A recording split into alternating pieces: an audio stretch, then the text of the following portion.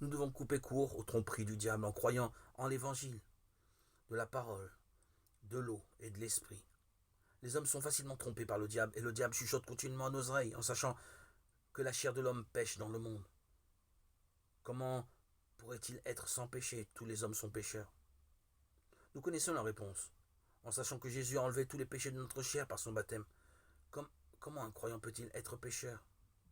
Étant donné que Jésus a payé intégralement le salaire de nos péchés, quel péché peut-il nous rester à payer? Si nous ne croyons pas en l'évangile, la parole du diable semble raisonnable.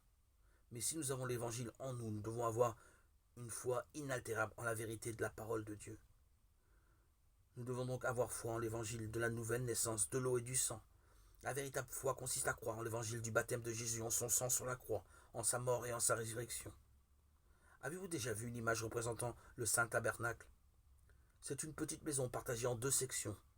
La partie extérieure est le lieu saint et la partie intérieure, le lieu très saint dans lequel est placé le propitiatoire. Il y a 60 piliers au total, dehors dans la cour du Saint Tabernacle, et le lieu saint comporte 48 planches. Nous devrions avoir l'image du Saint Tabernacle dans nos cœurs pour comprendre la signification des paroles de Dieu. La porte de la cour du Saint Tabernacle est décrite dans Exode 27,16. Dieu a ordonné à Moïse de tisser la porte de couleur bleu pourpre et cramoisie afin que l'entrée soit facile à trouver pour chacun. La porte tissée de bleu, de pourpre, de cramoisie et de fin lin retors est tenue par 4 colonnes.